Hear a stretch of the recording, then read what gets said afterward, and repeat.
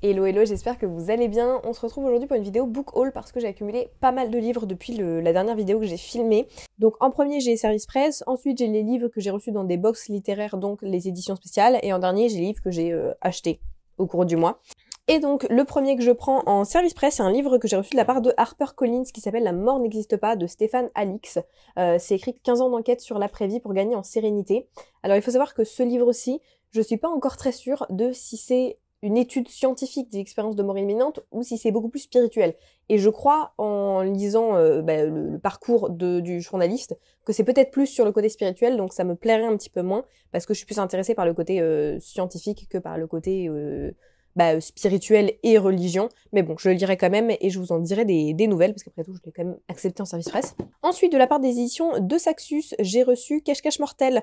Donc celui-ci, Hide en anglais, de Kirsten White. Je l'ai déjà lu et je l'ai malheureusement pas trop aimé. Donc bon, je vous en parlerai un petit peu plus dans mon bilan lecture. Mais voilà, de la part des éditions de Saxus. Et pour vous donner un petit résumé, celui-ci, c'est, je crois qu'ils sont 14 personnes à qui on propose de participer à un jeu de cache-cache avec à la clé 50 000 $ pour le dernier à ne pas être retrouvé. Enfin, pour le dernier rester caché, quoi. Sauf que, eh bien, quand ça commence, quand l'épreuve commence, les gens commencent à disparaître pour de bon et peut-être qu'il y a beaucoup plus d'enjeux et peut-être même qu'il y a un enjeu de vie ou de mort à ce cache-cache. Mais voilà, malheureusement, le livre n'a pas été à la hauteur des enjeux. Ensuite, celui-ci, je vous en avais pas encore parlé, même si je l'ai lu il y a 2 mois, parce que j'attendais qu'il sorte et j'avais eu les épreuves non corrigées il y a quelques mois. C'est Les Cités suspendues de Marine Douchet. D'ailleurs, livre pour lequel j'ai réalisé des jaspages avec la maison d'édition Ozu. Il y a 10 exemplaires qui sont à gagner sur mon Instagram et mon compte TikTok, en partenariat donc avec les éditions Ozu. Je les ai pas avec moi parce que je leur ai renvoyé tous les exemplaires sur lesquels j'avais fait des jaspages. Mais voilà, je suis trop contente. Et voilà, en plus j'ai adoré le livre, donc c'est tout bénef et il est sorti en septembre. Et j'ai pu le faire dédicacer à la rencontre Ozu à laquelle j'étais samedi, donc très contente d'avoir pu le faire dédicacer par l'autrice. Autre livre dédicacé, Tant que fleuriront les citronniers de Zulfa Katou, pareil, autrice que j'ai pu rencontrer samedi grâce aux émissions Nathan, et j'ai absolument adoré cette rencontre. L'autrice était adorable, elle a parlé du processus d'écriture, elle a parlé du conflit syrien qui est au cœur de ce livre aussi, et vraiment c'est une rencontre extrêmement passionnante et je pense une de mes meilleures rencontres avec des auteurs. Pour vous parler du résumé de celui-ci, on y suit le personnage de Salama et sa belle-sœur Leila qui sont voilà toutes les deux qui vivent ensemble en plein milieu du conflit syrien. Tous les jours, elles savent pas si elles vont vivre ou mourir et Salama elle travaille à l'hôpital. À la base, elle voulait être pharmacienne mais elle se retrouve à travailler à l'hôpital pour essayer de soigner les civils. Et c'est très compliqué parce que Leila est enceinte, donc sa belle-sœur, sa meilleure amie, et elle va commencer à se poser la question de est-ce qu'il faut que je quitte la Syrie pour la survie en fait de sa belle-sœur. Et à ce moment-là, elle va aussi rencontrer Kenan, un jeune garçon qui va petit à petit aider à remettre des couleurs dans sa vie. Et c'était une lecture absolument bouleversante. De la part des éditions Phibbs, j'ai reçu l'édition collector de If We Were Villains de ML Rio. C'est un livre que j'avais absolument adoré il y a quelques années. Je pense que je l'ai lu il y a 3-4 ans, un truc comme ça. J'avais qu'une hâte, c'est qu'il sorte en français. Et franchement, ils ont mis le paquet. Je la trouve absolument magnifique, l'édition. Pour vous donner le résumé, parce que je vous avoue que je me souviens de certains trucs, mais pas de tout. Donc je vais vous lire le résumé. C'est écrit « Oliver Marks vient de purger une peine de 10 ans de prison pour le meurtre d'un de ses meilleurs amis. Un meurtre qu'il n'a peut-être pas commis. Le jour de sa libération, il retrouve le policier qui l'a fait condamner et qui veut savoir ce qui s'est réellement passé 10 ans plus tôt. À l'époque, Oliver poursuit ses études pour devenir comédien dans un conservatoire très réputé. Il remarque bientôt que ses talentueux camarades avec qui il étudie Shakespeare semblent jouer le même rôle sur scène et dans la vie. Le méchant, le héros, le tyran, la femme fatale. Tandis qu'Oliver, lui, a toujours l'impression d'être coincé dans un rôle secondaire. Mais le théâtre menace d'envahir pour de bon la réalité lorsque les rôles s'inversent et que les relations se corrompent, jusqu'au jour où l'un des 7 amis est retrouvé mort. Les autres doivent alors faire face au plus grand défi de leur vie d'acteur, convaincre la police et eux-mêmes qu'ils n'ont rien à se reprocher. Donc vraiment, thriller Dark Academia, trop cool, je peux que vous le recommander. De la part des éditions Rajo, j'ai reçu Les Sortilèges de Zora, le tome 2, donc en format, vous savez, c'est la BD adaptée en format roman, comme ça, avec toujours des petites illustrations, et j'adore, je l'ai déjà lu, donc je vous donnerai mon avis. Mais c'est trop bien, c'est sur une petite sorcière qui, pour la protéger des dangers du monde sorcier, on va l'envoyer dans une école de non-sorciers en lui disant qu'elle doit cacher son identité, sauf que Zora, elle est très têtue, et elle a qu'une envie, c'est de pouvoir utiliser ses pouvoirs quand elle en a envie. De la part des éditions Nathan, j'ai reçu Le Roi des Sylphes de David Braille, que j'ai, pareil, bien aimé, c'est un livre très court, 60 pages, qui se lit très vite, et qui est proposé en 3 versions, donc il y a le livre audio, la version numérique, et la version papier. Je trouve ça très cool. Ça se lit vite et je pense que pour la jeunesse, c'est un très bon livre. De la part des éditions Robert Laffont Québec, j'ai reçu Lettre à une idole, une romance K-pop de Dana Blue. Alors je vous avoue que celui-ci, je l'ai pas demandé, tout simplement parce que ne suis pas fan de romance et je ne suis pas fan de K-pop, donc je l'avais vu dans le catalogue, je l'avais pas demandé, il me l'a envoyé quand même. Donc n'hésitez pas à me dire si ça intéresse quelqu'un, sinon je vais le mettre dans une boîte à livres. Je vous le présente parce qu'il me l'a envoyé, donc je vais vous le présenter, mais je ne compte pas le lire parce que c'est pas du tout quelque chose qui m'intéresse. Mais je vous donne quand même le résumé. Quand l'amour s'écrit en toutes lettres, depuis la dissolution de son groupe et le début de sa carrière solo, l'idole de K-pop Smoke prend de moins en moins de plaisir à monter sur scène. À la suite d'un accident qui le condamne à une longue convalescence, il entame une lente descente aux enfers. Seules les lettres de Mino, jeune étudiant en art et fan de la première heure, parviennent à lui redonner le sourire. Mais au fil de leur correspondance, Smoke est pris d'un terrible doute. Et si Mino n'était pas celui qu'il prétend être? L'idole doit-il écouter ce que lui dicte son cœur, quitte à mettre sa carrière en danger? La nouvelle romance de Dana Blue vous plonge au cœur de l'univers de la K-pop avec ses paillettes, ses rivalités, ses faux-semblants et ses belles histoires. De la part des éditions Lumen, j'ai reçu, je pense, la mention spéciale de cette vidéo puisque c'est le tout nouveau Schwab. Je suis trop contente, franchement je l'ai reçu hier, je me suis dit ça a fait toute ma journée, j'ai entamé direct, il est absolument sublime et donc c'est Threads of Power de V. Schwab, qui est la nouvelle trilogie qui s'installe dans l'univers de Shades of Magic. Donc V. Schwab a dit que vous n'étiez pas obligé de lire la première trilogie, mais il y aura forcément des spoilers un peu minimes dans celui-ci, mais vous pouvez entamer la série avec Threads of Power. Of Power, j'allais mettre un S mais non. Je suis tellement contente. Je trouve que les éditions Lumen ont fait un travail absolument incroyable sur cette édition. Elle est vraiment sublime. Et j'aime bien le fait que la couverture soit différente pour le brochet, ce qui permet de choisir celle qu'on préfère. On a la map du Londres rouge, je pense, ici. Et puis voilà, le sous-jaquette. Vraiment, je le trouve sublime. J'y fais attention, c'est-à-dire que d'habitude, je lis toujours mes livres sans la jaquette. Là, il est blanc, donc je les lis comme ça. Et je fais attention à ne pas corner une seule page, tellement je veux en prendre soin. Mais il est juste sublime. Je suis tellement contente de l'avoir reçu avant sa sortie aux États-Unis. Je l'avais précommandé en anglais.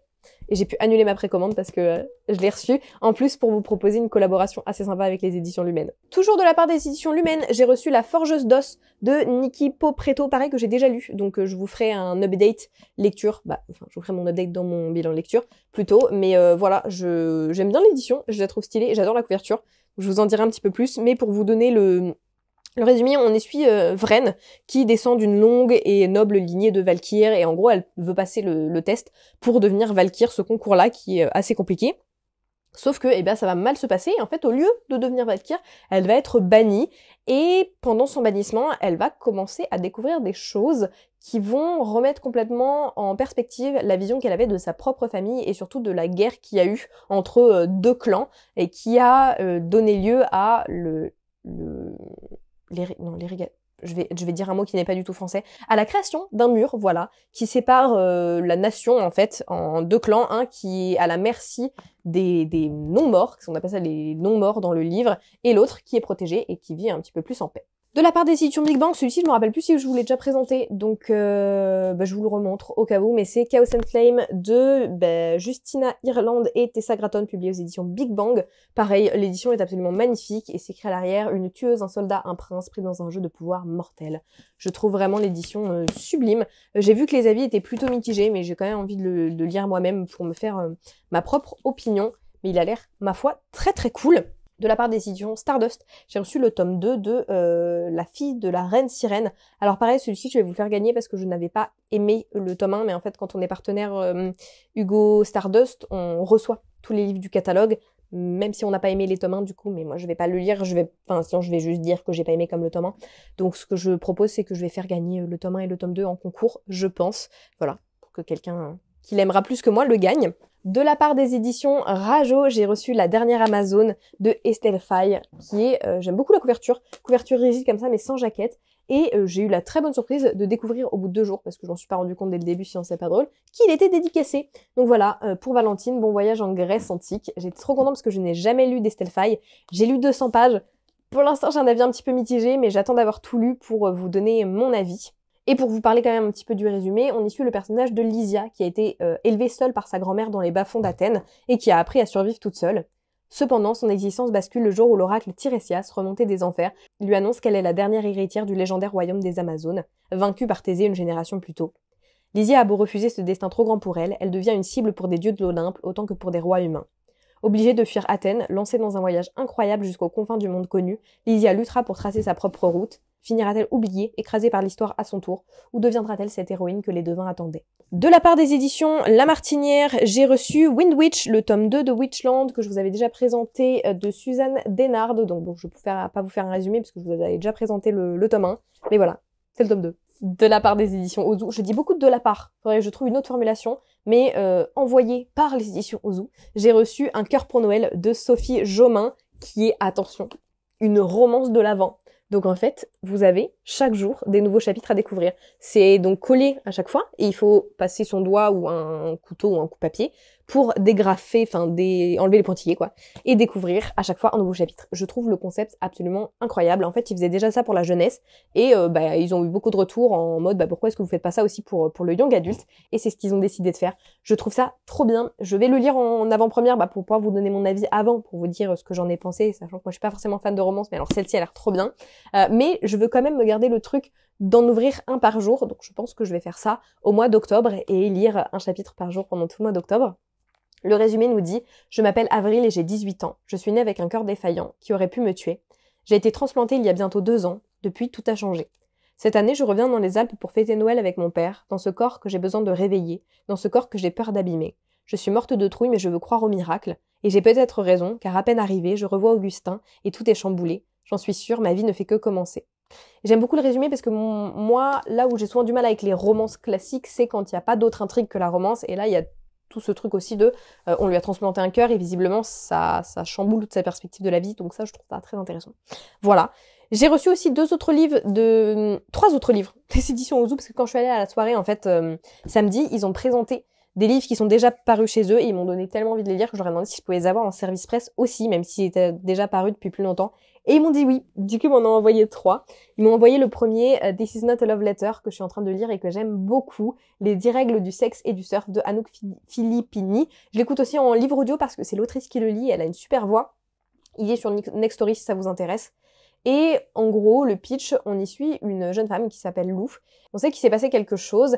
Elle parle à sa meilleure amie, mais celle-ci lui répond pas vraiment, et elle est enfermée sur elle-même, elle a plus de téléphone, elle sort plus trop, et son nouveau voisin, en fait, qui loue la maison à côté de chez elle, va lui demander de lui donner des cours de surf, et en fait, ça va déboucher sur est-ce qu'il peut lui donner des conseils sur le sexe, et c'est un livre qui vient donner les 10 règles donc sur le surf et sur le sexe, et qui vient essayer de vulgariser la sexualité pour les plus jeunes, déconstruire les idées qu'on a par exemple c'est vraiment un livre qui veut se mettre à l'opposé par exemple de la dark romance et de la pornographie pour montrer une sexualité en fait beaucoup plus déconstruite, beaucoup plus positive dans le consentement, dans la douceur et j'ai entendu que des avis positifs donc je me suis dit il faut vraiment que je le lise et pour l'instant ça a vraiment l'air très très bien.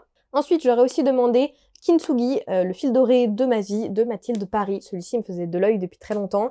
Et ils nous l'ont vendu en nous disant que c'est un livre donc sur cette méthode, je crois que c'est japonais, qui consiste à recoller quelque chose qui a été brisé avec de la colle dorée et qui consiste surtout à dire que quelque chose peut être plus beau une fois qu'il a été brisé et recollé qu'il ne l'était de base et donc notamment vis-à-vis des personnes et de leur trauma. Donc je trouve le message hyper intéressant et ça m'a vraiment donné envie de lire le livre. Et le résumé nous dit « Elle est partie, maman est partie. Elle a pris avec elle son odeur, le sourire de papa, l'innocence des Bonnie, tous nos espoirs. Chaque jour reflète son absence. Heureusement, il y a mes 4 fantastiques, Hugo, Tessa, Suze et Benji. Mes bouées de secours. Il y a aussi l'eau qui me berce, ces rencontres qui me font vibrer, ces moments de joie qu'on n'attendait plus. Et surtout, il y a Sam. Comment continuer quand tout vole en éclats? Peut-être en recollant chaque morceau, patiemment, avec le fil doré de ma vie. » Et c'est écrit au-dessus, tout ce qui a été cassé peut être réparé. Ce que j'aime chez les éditions Ozu, c'est qu'ils font vraiment des livres... à chaque fois avec la volonté de passer un message particulier, et c'est pas quelque chose que je savais vraiment, en fait, avant de m'intéresser plus à cette maison d'édition. Donc j'étais assez contente. Et en dernier, j'ai demandé La Cage, donc le lauréat 2022 du concours du premier roman. Celui-ci, je l'avais beaucoup vu passer, et donc j'étais trop contente quand j'en ai appris un petit peu plus. C'est écrit sur la couverture, elles n'en sortiront pas indemnes, et celui-là, c'est un thriller. Eléa ouvre les yeux, ce lit n'est pas le sien. Autour d'elle, 5 autres femmes se réveillent. Une 6e ne se relèvera jamais. Avec horreur, elle réalise qu'on les retient prisonnières dans cet appartement sans fenêtre. Les armoires enferment leurs affaires et 2 trappes leur délivrent nourriture et boissons, ainsi que d'étranges cadeaux. Elles savent qu'on les observe. À qui peuvent-elles se fier? Car chacune le sent, elles ne sont pas là par hasard. Quelque chose les unit toutes, un secret qui va tout changer. Et à l'arrière, c'est écrit que c'est comparé à un épisode de Black Mirror. J'adore Black Mirror, donc ça m'a encore plus donné envie de le lire. Et voilà pour tout ce que j'ai reçu de la part des éditions Ozu. Ensuite, de la part des éditions Léa, j'ai reçu L'ombre des dieux de John Gwynne, mon tout premier John Gwynne. Je vous ferai mon avis sur ce livre pareil dans mon bilan de lecture, mais ça a été une très bonne découverte. Donc j'étais très contente. Seul truc que j'ai à dire sur celui-ci, mais alors bon, malheureusement, ça arrive. Hein. C'est pas un truc que je me demanderai plus jamais de livres de la part des éditions Léa, mais c'est vrai qu'il y a eu pas mal d'erreurs de... Alors, c'est pas des erreurs de traduction, Enfin, si, c'est des erreurs de traduction, mais c'est pas la traduction des phrases qui posait problème, c'est les prénoms.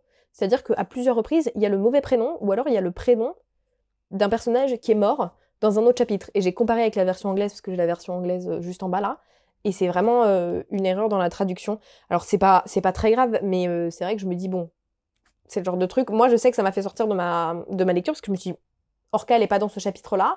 Lui, il est mort normalement, l'autre. Mais sinon, à part ça, je vous dis quand même de quoi parle le livre. C'est écrit: après une guerre dévastatrice ayant mené à leur extinction, les dieux ont laissé derrière eux une plaine dévastée, Vigrid. Que ce soit à l'ombre de la chaîne de montagnes constituée des os d'un ancien dieu, ou dans leurs ports abrités au fond des fjords, les humains survivent aux incursions des Vassen, de terrifiants monstres vivant de l'autre côté de l'unique passe séparant leurs terres. Au milieu de conflits de pouvoir entre les différents jarls, une menace semble émerger alors que les enlèvements d'enfants se multiplient.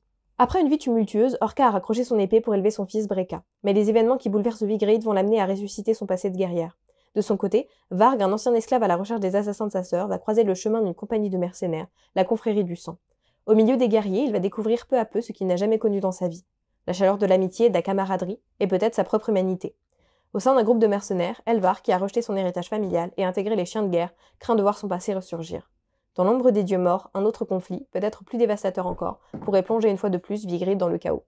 Voilà, fantasy, épique fantasy adulte inspirée de la mythologie nordique, pépite. Et enfin, j'ai reçu 2 BD en service presse de la part des éditions Dupuis. En premier, j'ai reçu Kyle Travel, le tome 1, que je n'ai pas encore lu, mais que je vais lire probablement ce mois-ci, puisque j'essaie de me dire des BD tous les mois. Et j'ai aussi reçu le tome 3 du Roi Louve. Le Roi Louve, je vous lis le résumé, mais vous allez voir, le résumé est un peu barré, mais le livre est un peu barré, mais c'est très cool. C'est écrit, parce que le résumé du tome 3, c'est le même résumé qu'il y a sur tous les tomes, donc ça ne spoil pas la suite. Dans un temps très lointain où l'été et l'hiver s'alternent aussi rapidement que le jour et la nuit, les insectes géants ont remplacé la plupart des autres formes de vie. Des loups se sont civilisés et changent de sexe à chaque lune, les femmes ovipares ont soumis les hommes, et un peuple de tometeux, mi-mages, mi-docteur Love chevauche petites chenilles et scarabées. Parmi eux, Petit Gré, Rom, Angus et JJJ, des héros en quête d'amour, d'identité, de rêve, de liberté, mais aussi d'un trésor caché au cœur des montagnes glacées. Le trouveront-ils? Quelle en sera la teneur? Or et argent, pouvoir suprême, arme destructrice incontrôlable. Quelles conséquences cela aura-t-il pour tous ces peuples qui vivent en guerre larvée? Voilà. Et c'est vraiment what the fuck, mais what the fuck dans le bon sens du terme, pour moi. Et ensuite, le résumé de Kyle Travel, pareil que je vous le lis parce que celui-ci, je m'en souviens pas trop puisque je l'ai pas encore lu.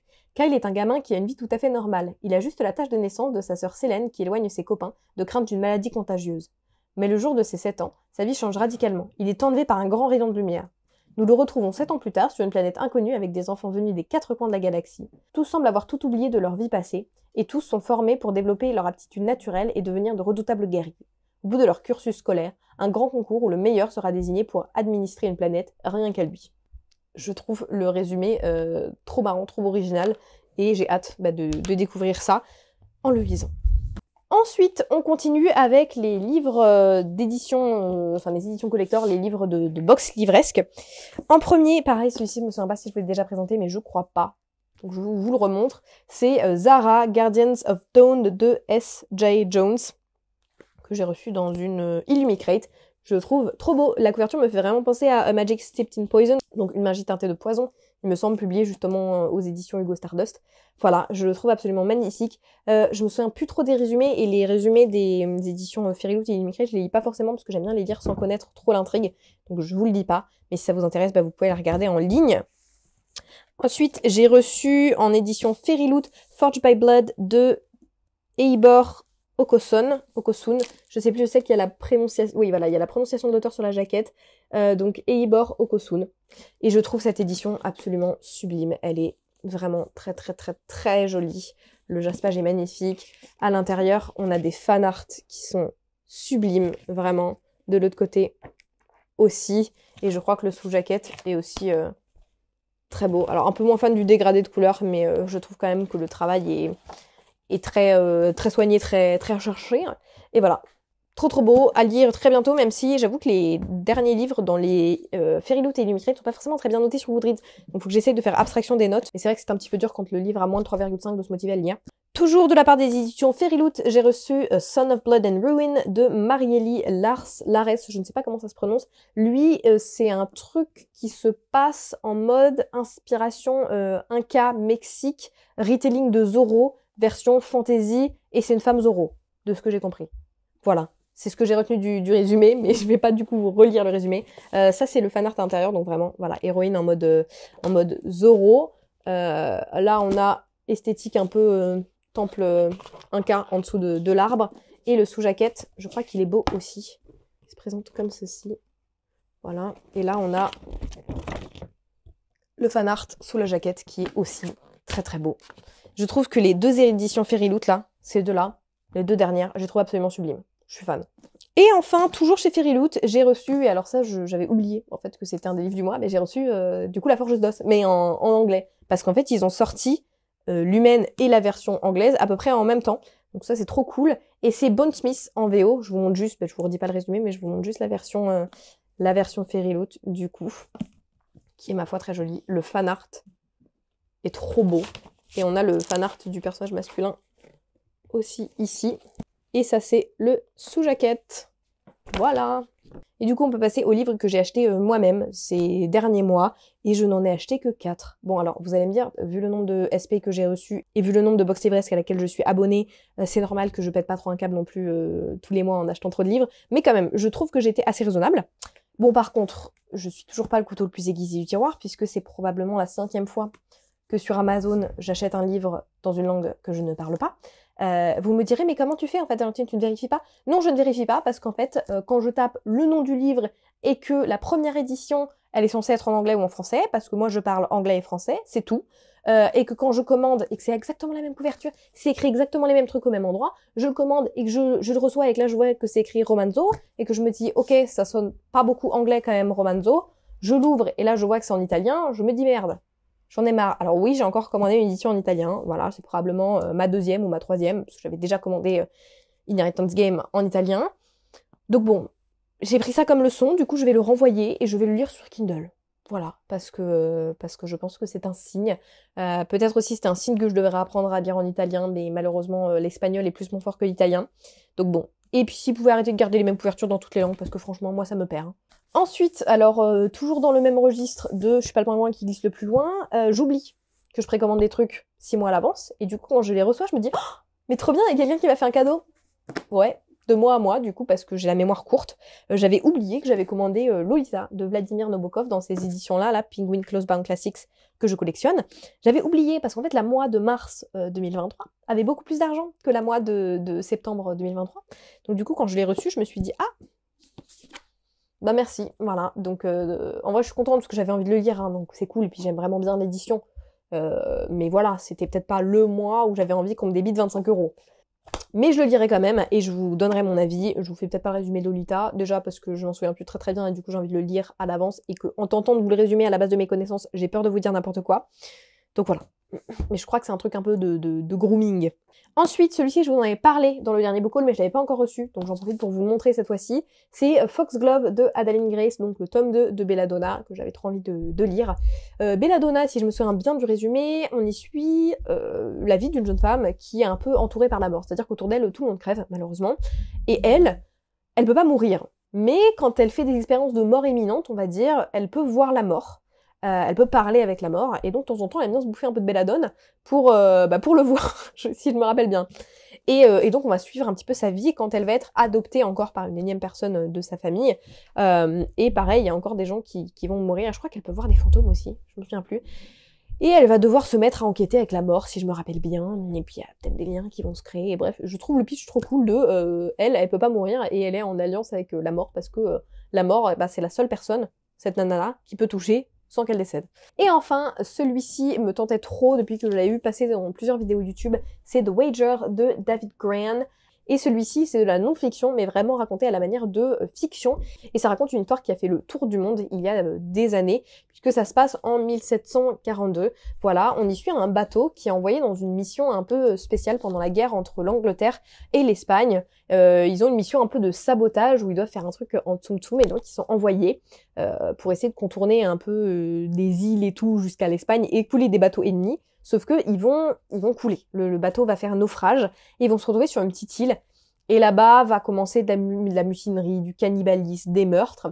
Et au bout de 200, je sais plus combien de jours, 280 jours, un truc comme presque un an il y a une première partie des naufragés qui revient et qui commence à raconter un récit beaucoup plus positif de ce qui s'est passé. Ça parle pas de meurtre, ça parle pas de mutinerie, ça parle pas de cannibalisme. Et encore, je sais plus, je crois que c'est quelques années plus tard, qu'il y a un deuxième bateau de naufragés qui retourne en Angleterre et qui va commencer à raconter une histoire complètement différente. Dire, bah non, il y a eu meurtre, il y a eu cannibalisme, il y a eu mutinerie, et donc va être mise en place une cour martiale pour définir qui a raison, qui a tort, sachant que l'issue de cette cour martiale, pour ceux qui ont tort, c'est la mort. Donc il y a un enjeu de vie ou de mort pour dire ce qui s'est réellement passé sur cette île.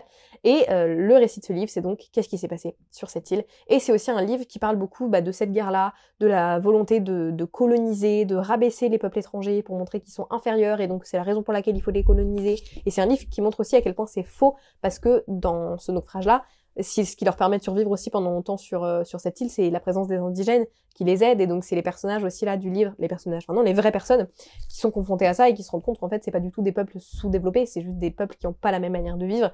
Et donc il y avait tout cet aspect-là, autre que juste le récit du naufrage, qui était hyper intéressant. Et vraiment, David Crane raconte l'histoire de manière hyper vivante, et je l'ai écouté aussi en livre audio, et j'ai trouvé ça absolument incroyable. Et puis de savoir que c'est un vrai récit. Enfin, il y a une dimension encore plus vivide au récit, et c'est lui qui a aussi écrit Killers of the Flower Moon, qui est un film qui va sortir très bientôt, je crois, avec Leonardo DiCaprio au cinéma, qui dure 3h20 d'ailleurs, j'ai vu. Bon, vous vous en foutez peut-être un petit peu. Mais voilà, qui conclut cet immense book haul. Normalement, il y en aura pas pour tout de suite. J'espère ne pas accumuler trop de livres. N'hésitez pas à me dire aussi quel est le dernier livre que vous avez acheté ou que vous avez reçu. Et puis moi, je vous fais de gros bisous et je vous dis à la semaine prochaine. Ciao, ciao.